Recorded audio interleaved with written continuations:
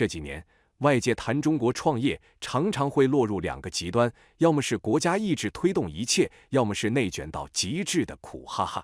但真正走进一线创业现场，尤其是走进像杭州这样的城市，看到的往往是另一幅图景。它既不是行政命令堆出来的奇迹，也不是单靠个人意志硬扛出来的成功，而是一整套复杂、动态、长期博弈后形成的结果。这期视频里，一位韩国博士以研究者和亲历者的身份走进杭州的创业圈、大学、投资网络，用一个外部视角，无意中把中国创业生态最关键的一层结构给揭开了。而恰恰是这种不带情绪但充满冲击的观察，反而更值得我们认真听完。视频一开始，话题就被直接抛向中国，不是某一家企业，也不是某一个项目，而是中国正在快速生长的创业生态系统。主持人回忆，2008年第一次来杭州时，那个只是中国一个普通地方城市的印象，与2020年重访形成了强烈反差。这番对比，恰好印证了杭州近10几年的飞速发展，而这种发展绝非单纯的城市扩张，而是创业生态驱动下的质的飞跃。 이번에는 중국의 스타트업 창업 열기에 대해서 알아보는 시간 가져볼 건데요. 최근 이철 박사님이 저장성 항저우에 과학기술 견학을 다녀오셨대요. 전 세계 인공지능 업계에 이제 지각 변동을 일으킨 딥시크 본사가 있는 곳인데, 이번에 항저우 탐방에서 크게 충격을 받았다고 합니다. 이 경험을 여러분들하고 꼭 공유하고 싶다고 해서 자리를 만들었습니다. 영상을 찍기 전에 박사님하고 커피 한 잔 마시면서 대한민국 전체가 틀에 너무 갇혀 산다. 지금 영상을 찍는 저도 마찬가지라고 하셔가지고, 야, 우리도 이제 좀 틀을 깨자. 저희가 이번에 방송 틀을 좀 바꿔서 자연스럽게 좀 대화하는 형식으로 대화를 좀 나눠보려고 합니다. 박사님 다녀오신 항저우, 제가 2008년 봄에 갔을 때는 항저우가 그냥 중국의 일반적인 지방의 작은 도시 같았거든요. 베이징 특파원 하던 2020년 알리바바 11.11 축제 취재를 하러 갔었는데 가보고 깜짝 놀랐습니다. 홍콩, 싱가포르에 비견될 아주 큰 도시로 성장을 해 있더라고요. 상전벽해라는 게 이제 이런 때 쓰는 말인 것 같은데, 이번에 가보 面对主持人的提问，博士详细讲述了自己的出行背景，跟随韩国政府高层访问，得以参观平时不易拜访的地方，这也让他的观察更具深度和全面性。博士提到上有天堂，下有苏杭，但真正让杭州脱颖而出的，并不是气候和文化，而是中国南方长期形成的一种商业传统，不完全依赖政府指令，而允许民间商业自由生长。这里的自由不是无序，而是博弈后的结果。政府并不直接告诉企业你必须做什么，而是通过政策、环境、资金工具去塑造一个你做什么都能活，但做得好就会被放大的场域。博士谈到，杭州吸引了大量企业和人才，这种聚合效应一旦形成，就会进入正反馈，人才因为机会来，机会因为人才多而更多。这是典型的城市级博弈模型。一旦某个城市在创业成功概率上领先一步，理性个体就会不断涌入，最终形成难以逆转的优势。 우리나라 관공서의 높은 분들이 항저우를 방문하시는 기회가 있어서 거기 따라가면은 평소에는 방문하기 어려운 곳을 방문할 수 있지 않을까 해서 이렇게 따라갔거든요. 옛날에 그런 말이 있었죠. 하늘에는 천당이 있고 땅에는 우리나라에서는 분당이 있다 그러지만 중국에서는 그 수항이, 호주 항주가 있다고 얘기를 하는데, 그만큼 날씨 좋고 물산이 풍부하고 문화가 발달한 그런 곳이고, 중국 남방에 있는 사람들은 어떻게 표현을 하느냐면 정부 권력 쪽에 의지하지 않고 자유롭게 그 민간 비즈니스를 많이 하는 그런 전통이 있는 곳이다. 말씀하신 것처럼 알리바바가 항저우에 자리를 잡고 엄청나게 큰 기업으로 성장을 하면서 알리바바의 딸이 붙어서 뭔가 해보고 싶은 그런 기업들과 사람들이 많이 항저우로 들어오면서 항저우가 이제 많이 발전을. 话题转向浙江大学，博士特别强调，这是一所世界前100、中国前5的顶级高校，但几乎闻不到官方味道。这里民间气息浓，创业热情高，年轻人是主角。从中国视角看，这一点极其关键。当大学从行政系统的附属品转变为创业系统的发动机时，整套博弈关系就变了。在传统模式下，大学、政府、产业是纵向关系，而在杭州，至少在浙大周边，这种关系变成了横向协作。이 저장대학에 가보니까, 참고로 저장대학은 그 중국 내 대학 랭킹 5위 대학이라고 하는데요. 세계 대학 랭킹 안에도 100위 안에 들어가는 아주 좋은 대학이에요. 근데 여기에 가보고 제가 느낀 거는, 여기는 관공서 냄새가 거의 안 난다. 정부 냄새도 별로 안 난다. 민간 냄새가 많이 난다. 스타트업의 냄새가 굉장히 진하고, 젊은이들이, 대학생들이, 그들이 주인공이 돼서 모든 것을 하고 있다. 너무나 뜨겁고 활기차다. 그걸 보고 제가 일종의 그 쇼크를 받았습니다. 主持人抛出了一个深刻的观点：中国的科学技术已经超越了韩国，而韩国过去几十年把大量资源压在医学院上，中国却默默深耕理工科。这不是价值判断，而是国家路径选择的结果。中国的干部体系、工程体系、产业体系本身就更偏向理工逻辑，这使得从科研到产业化的摩擦成本更低。博士点出一个被很多人忽略的事实：中国大量公务员、官员本身就是理工背景，这意味着在政策制定和执行过程中，技术不是外行话题，而是可以被直接理解、评估和修正的对象。这是一个极其重要的博弈优势。 최근에 이제 KBS에서 인재전쟁이라는 다큐멘터리 프로그램이 이제 호평을 얻었는데, 사실 그 프로그램에 나온 내용 대부분이요, 중국의 과학기술이 이미 지금 한국을 넘어섰고, 또 우리가 지금 30년 가까이 의대에 열광하는 동안에도 중국에서는 이제 묵묵히 이공계 육성에 힘을 기울인 결과 지금 결실이 이제 하나씩 나타나고 있다, 이런 내용인데, 지금 와서 이런 얘기를 하는 게 좀 늦은 감이 있지만, 현재 그런 창업 열기, 과학기술 육성 열기, 중국과 우리나라의 가장 큰 차이는 뭐가 있을까요? 중국이라는 나라는 공산주의 국가잖아요. 공산주의는 유물론에 입각한 것이죠. 기본적으로 중국 간부들은 과학과 공학, 이공계 출신이 많고 그런 사고방식을 하고 있어요. 물질에 기반한 사고. 그렇죠. 예를 들어 중국에서 우리가 이데올로기를 이야기하면 마치 인문계에서 정치학과에서 토론할 것 같지만, 거기 들어가는 이론적 배경은 다 물리학, 화학, 공학, 이런 내용이 들어가거든요. 이 시스템 공학도 공산주의 이론, 중국 특색 사회주의 이론에 편입되어 있습니다. 중국이라는 나라의 대부분의 공무원, 정부 사람들은 이공계 마인드의 이공계 사람이 많다. 또 하나는 공부를 해서 돈을 잘 벌고 출세하고 유명해져서 나를 따라오게 만들 수 있는 방법이, 중국은 공대를 나와서 벤처를 해가지고 전 세계적인 기업으로 성공을 하는 게 바람직한 결과. 主持人提到中国的爆米花理论，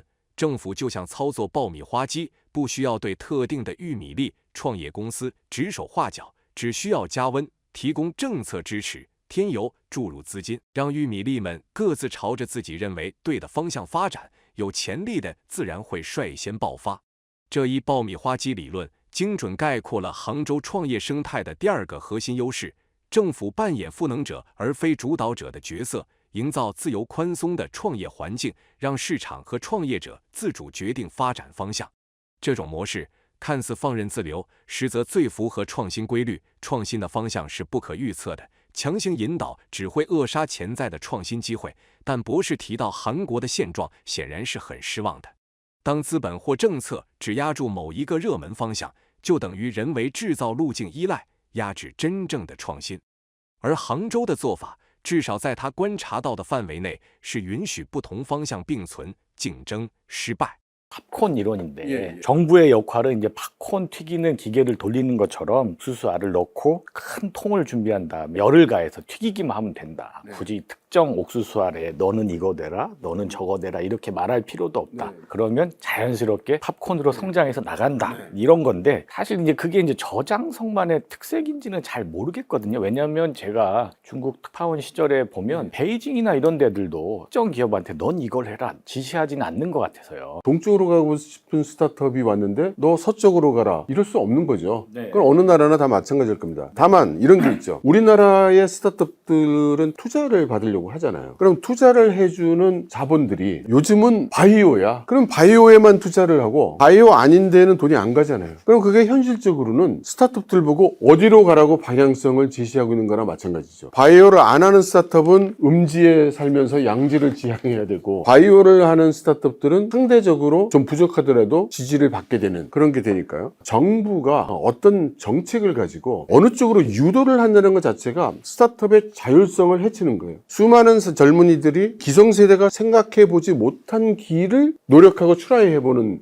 이것이 새로운 활력을 가져오게 하는 것인데, 그거를 기성세대의 눈으로 앞으로는 AI에 뭐가 잘 될 것 같아, 그러니까 거기에 들어오는 스타트업은 투자를 하고 또는 밀어주고, 그런 쪽이 아닌 데서 오면 관심이 없어서 만나주지도 않고, 그게 문제가 되는 거죠. 방향성? 우리가 그걸 모른다. 어떤 방향으로 가는 어떤 종류의 스타트업이든 오라, 우리의 품으로. 팝콘 튀기는 커다란 냄비 안으로. 그래서 정부가 하는 역할은 이들이 뜨거워질 수 있게 열을 가해주고, 그러니까 정책적인 지원을 해준다는 거고요. 거기에 기름을 쳐주는 거고요. 그게 뭐 자금을 넣는 거겠죠. 스타트업들이 각자 자기들이 생각하는 방향으로 막 이리저리 돌아다니다가 될 놈부터 팝콘으로 퍼져나갑니다. 主持人提出了一个关键问题：杭州旁边就是上海，是否会受到上海创业生态的影响，导致人才流失？博士的回答揭示了杭州创业生态的第3个核心优势：人才留存能力极强。博士列举了数据，在杭州，大约80%的高端人才选择留下来，而且不是集中在少数巨头企业，而是分散在大量中小创业公司中。这在博弈层面意义极其重大，因为一旦人才高度集中，系统就会脆弱，而分布式结构意味着更强的抗风险能力和更持续的创新密度。为什么杭州能做到这一点？博士给出了2个答案：一是杭州拥有与1线城市相称的优越环境，生活品质高，创业氛围浓，能够留住人才；二是杭州没有严重的等级文化。 항저우 바로 옆에 상하이가 있잖아요. 서울에서 대전 정도 거리 같거든요. 그 정도면 상하이 창업 생태계에 영향을 받지 않는다고 말할 수 있나요? 예를 들어서 특정 기업이 상하이 자본 쪽에 조금 더 가까이 가거나 이런 영향을 좀 받을 것 같은데 그렇지 않나요? 그게 그렇지 않아 보입니다. 보통 그 지방에서 똑똑한 친구들이 나와서 좋은 대학 나오고 이러면 창업을 어디 가서 하느냐면 베이징이나 말씀하신 상하이나 전전이나 이런 데 가서 한다는 거예요. 그런 데 가서 하는 건 거기서 여러 가지 정책적 지원도 많이 받고 자금도 많이 돌아다니고 하니까 하는 거죠. 항저우는 고급 인력의 80% 정도가 항저우에 남아서 일을 한다는 겁니다. 여기에 또 하나 특징이 특정 대기업들에 집중되지 않고 스타트업과 중소기업에 흩어져서 산재된다는 거고요. 인재들이. 그리고 지역적으로도 산재되고, 그리고 업종으로도 집중되지 않고 골고루 전 업종 스타트업으로 몇 사람 안 되는 데든 상관없이 골고루 퍼져나갔다는 것이 하나의 큰 특징이라고 이야기를 하더군요. 우리나라만 해도요, 서울 테헤란로 조금 넓혀서 뭐 서울 이외의 지역에 회사를 차리면 거의 투자받기가 어렵다고 그러더라고요. 이 항저우는 어떻게 해서 80%나 되는 그 창업자들이 남아있는 이유가 뭘까요? 저는 이번에 가서 보고 그 알 것만 같았어요. 항저우 사람들 입장에서는 베이징만큼은 안 돼도 항저우에도 그에 준하는 환경이 있다는 것이 첫 번째가 되겠고, 두 번째는 항저우 문화예요. 우리나라는 이 서열 문화가 심하지 않습니까? 근데 중국도 은연중에 그게 있습니다. 그럼 예를 들어 베이징을 가면 베이징 대학, 청와대학 나온 애들이 다 A급으로 딱 자리 잡고, 그만 못한 대학에서 오면 그 B급, C급, D급, 눈에 보이지 않게 이런 게 있어요. 근데 항저우에는 그런 문화가 상대적으로 굉장히 없어요. 이번에 그 저장대학에 가서 재밌었던 점이 뭐냐면, 이 저장대학이 학부 학생들이 창업을 할 수 있도록 대학 안에 사무실을 차릴 수 있게, 회사를 차릴 수 있게 이게 마련을 했어요. 그래서 이제 저희들이 거길 방문하면 당연히 대학 관계자들이 나와서 뭔가 설명을 해주지 않겠어요? 외국에서 와가지고 견학을 왔다. 대학 관계자나 교수님들이 다 주도하죠. 저장대학을 가보니까 그렇지 않은 거예요. 가는 데마다 그걸 설명한 건 학생들이에요. 자기 제품이나 기술을 설명하는 것도 학생이 하고, 교수들이 한편으로 다 사이드로 빠져가지고 나서지 않아요. 어디까지나 주역은 主持人进一步追问：如果作为浙大的学生有了好点子，该如何创业？博士的回答详细拆解了浙大的创业支持体系。本科生只要提出申请，就能立马成立公司，学校提供办公空间，研究生和教授积极协助开发产品或服务，担任指导老师。学校还会帮助学生融资，解决资金难题。这种一站式的创业支持，让学生不需要为办公场地、技术指导、资金等琐事发愁，能够全身心投入到创新和创业中去。对比韩国的创业环境，这种差异更是天壤之别。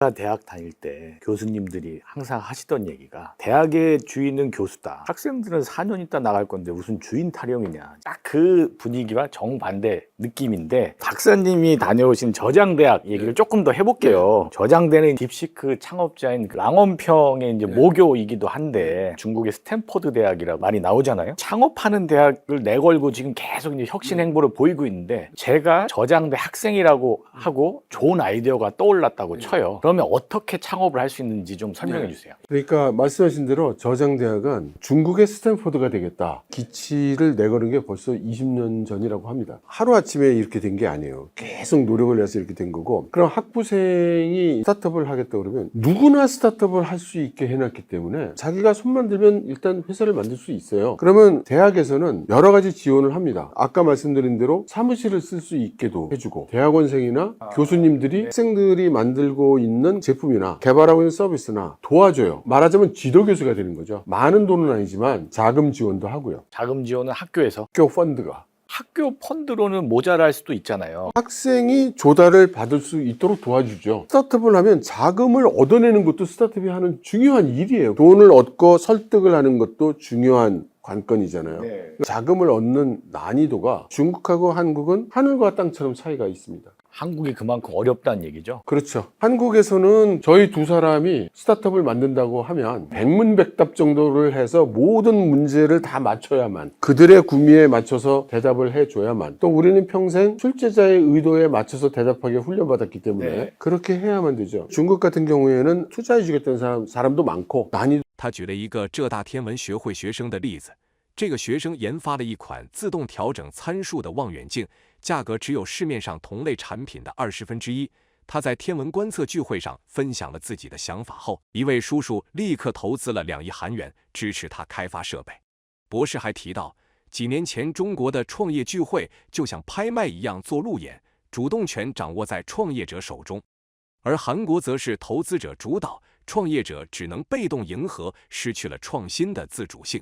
这种资金获取模式的差异，本质上是创业生态话语权的差异。在杭州，创业者是核心，投资者是服务者；在韩国，投资者是核心，创业者是追随者。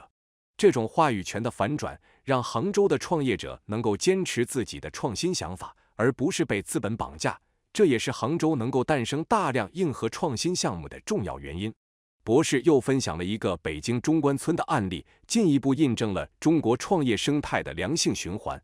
17家同时期上市的企业集资盖楼，成立风险投资基金，培养后辈创业者。这种前辈带后辈抱团发展的创业文化，形成了强大的创业合力，让创业生态能够持续迭代升级。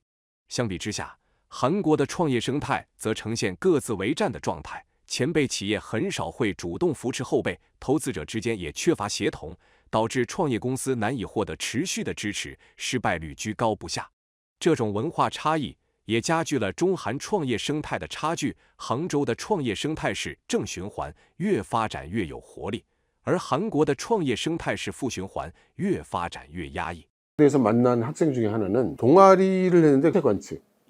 지금 이 시간 정확한 방향과 정확한 노출 시간을 알아야만 그걸 찍을 수가 있는데 사람의 힘으로는 잘 안 되는 거죠. 그래서 이 친구는 디지털 카메라와 망원경 연결해주는 장치를 만들어가지고 입력을 해서 찍겠다고 해주면 정확한 방향으로 돌아가서 가리키고, 기계가 스스로 이 천체의 밝기가 어느 정도 되니까 어느 정도 노출을 해야 되고 뭐 이런 거를 자기가 알아서 조정을 해서 찍어주는 거예요. 기존 상품으로 똑같은 기능을 하는 망원경이 있는데 자기가 만든 디바이스가 가격이 20분의 1이라고 합니다. 같이 별을 보러 다니던 아저씨가 한 사람이 있었는데 천체 관측하는 그 모임에 갔다가 내가 뭐 요런 아이디어가 이거를 하고 싶다 그랬더니 우리 돈으로 2억 원을 투자해줘서 그걸 개발을 했다는 겁니다. 저는 이런 류의 얘기는 수도 없이 들었어요. 제 주변에서도 많이 봤고요. 우리는 스타트업에 투자 한번 받으려면 그 투자를 받기 위해서 파워포인트를 수없이 만들고 수없이 프리젠테이션하고 수없이 찾아다니고, 근데 중국은 그게 달라요. 지금은 좀 약해졌지만 몇 년 전에는 어떤 상황이 있었냐면 스타트업회가 있었어요. 근데 여기는 스타트업이 프레젠테이션 하는데 경매하듯이 자, 내 아이디어는 이거고 당신의 투자 조건은 뭐요? 잠재 투자자가 여러 사람이에요. 옆에서 나는 10억 해주고 30%만 주라. 5억 해주고 지분은 50% 주라. 가불관계가 바뀐 거예요. 아무리 들어봐도 다 마음에 안 들면 안 받아. 그리고 이제 나가고. 이 결정적인 차이가 뭐냐면 우리나라는 기본적으로 투자받고 싶은 놈은 많고 돈을 가진 놈은 작다. 근데 중국은 자본을 들고 있는 사람은 많은데 그럴듯한 아이템을 가진 스타트업이 상대적으로 적은 거예요. 그러니까 이제 스타트업이 커질 수밖에 없는 겁니다. 항저우 일대는 창업이 굉장히 발달한 데라 돈 많은 사장님들이 많은 데예요. 거기에 저장대학은 중국 5위의 굴지의 대학이고 우수한 인재들이 많고 알리바바가 거기 있어가지고 이러한 그 새로운 비즈니스에 대한 눈을 일찍 떴어요. 그러면 창업 실패했을 경우를 한번 여쭤볼게요. 제가 기자 생활 초년병 때만 해도 스타트업 투자 받을 때 연대보증을 세워라 이런 것도 있었다고 들었어요. 그러니까 그게 말이 안 되는 거죠. 중국에서도 이제 상장하는 게 그게 아주 큰 사건이거든요. 예를 들어서 한 달에 한 번 이런 식으로 그 승인을 내줘요. 그래서 상장 동기가 있다는 거예요. 베이징 중간촌에 있는 업체 중에 17개 기업이 한 번에 상장이 됐대요. 이 17개 기업의 창업주들이 이것도 인연인데 우리 깐부합시다. 뜻을 같이 하는 걸 해봅시다. 모일 수 있는 장소가 필요하니 건물을 하나 짓습니다. 17겹체가 돈을 모아서? 제가 그 빌딩을 가봤어요. 그 중에 2개 층을 자기들이 클럽으로 쓰는 거예요. 우리 이제 상장해서 돈도 좀 자금이 있으니까 우리가 후진들을 좀 키우자.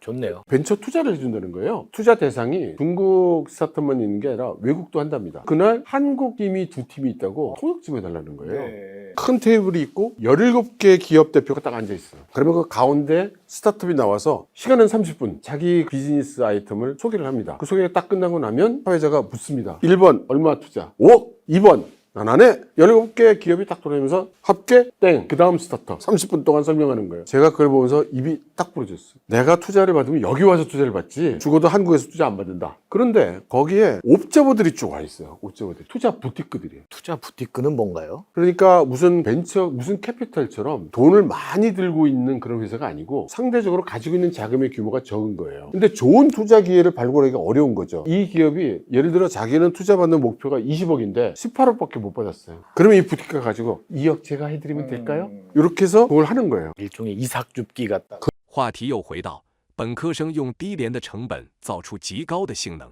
这让他对这些高性价比的产品产生极大的好奇。博士分享了2个浙大本科生的创业案例，让我们看到了中国创业生态系统的蓬勃生命力。第一个案例是本科生研发核磁共振监测设备，把原本昂贵的设备成本降到1/10，做成手表般可佩戴的样子，完成度相当高。第二个案例就是之前提到的研发望远镜的学生。博士特别强调，这些学生的创业项目得到了教授和学校的全力支持，系主任会主动协助测试，教授会为学生的产品背书，让学生的创新想法能够快速落地。这背后是对年轻人创新的尊重，是对创业失败的包容。在杭州，没有人会觉得本科生做的东西业余，反而会给予充分的信任和支持。这种对创新的尊重和包容，是杭州创业生态最宝贵的财富。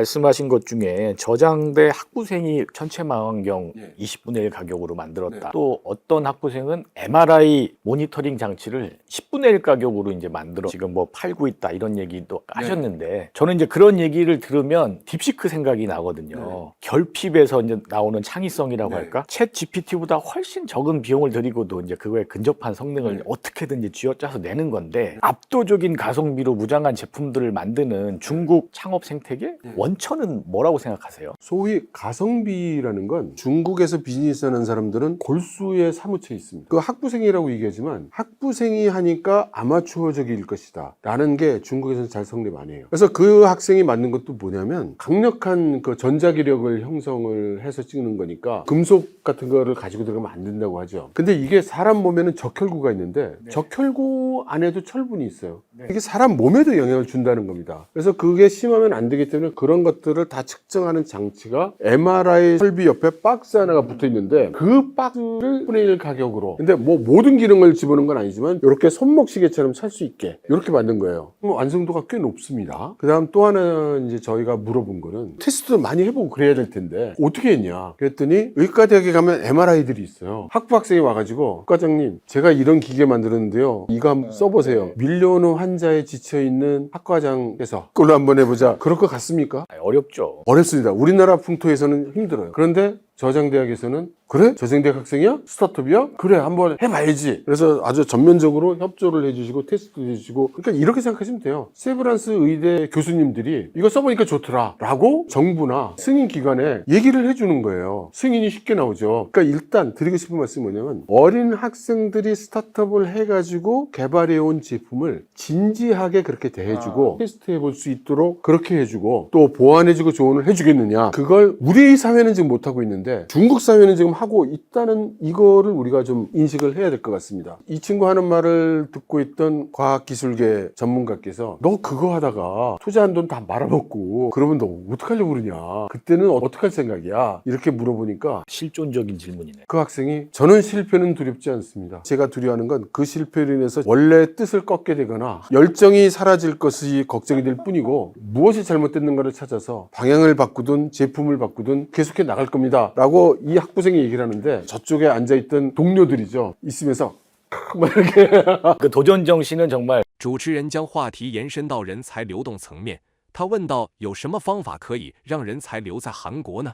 博士的话很直接，照韩国现在情况，没有办法。而韩国对于前往中国就业的理工科人才，往往一味指责，甚至扣上卖国贼的帽子，这种做法是不可取的，而应让他们站稳脚跟。通过他们加强中韩企业的合作，为韩国企业打通中国市场的渠道。 1년쯤 전부터 이제 중국에서 우리나라, 일본, 대만 엔지니어들을 입도선매 하고 있잖아요. 반도체나 디스플레이, 배터리 이런 분야에서 선진 기술을 흡수해서 선도 기업과의 격차를 이제 빠르게 해결하겠다, 이런 취지잖아요. 사실 우리나라도 과거에 이제 그런 방식으로 인재들을 모아서 기술을 발전시켰기 때문에 이제 지금 중국의 행보를 무조건적으로 나쁘다고 말하기는 좀 어려운데 우리나라 인재 유출을 좀 막을 묘안이 좀 있을까요? 지금처럼 하면 없죠. 예를 들어 엔지니어가 좋은 잡이 있고 회사에서 잘 대우해 주는데 갑자기 난 중국 갈래 이럴 리가 없잖아요.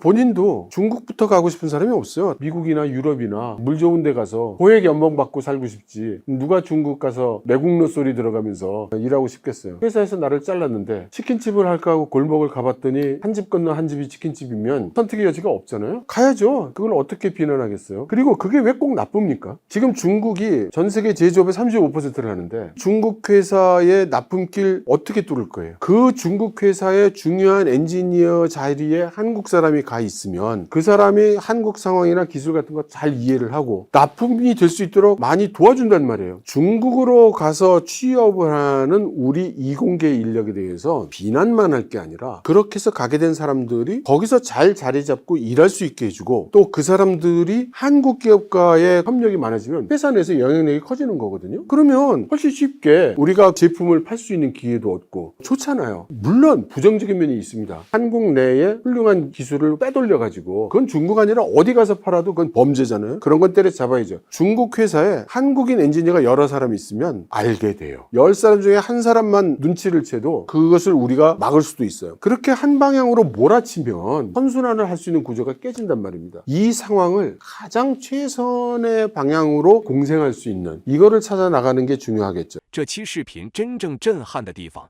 并不在于杭州多牛，而在于它揭示了一种结构性事实：当政府不替创业者做决定，当大学把学生当主角，当资本密度足够高，失败成本足够低，当年轻人相信是错是被允许的，那么创业就会像爆米花一样不断炸开。这不是某一个城市的奇迹，而是一场持续了20多年的耐心博弈。而真正值得警惕的，不是泰卷，而是如果有一天这种博弈环境被打断，那才是真正的损失。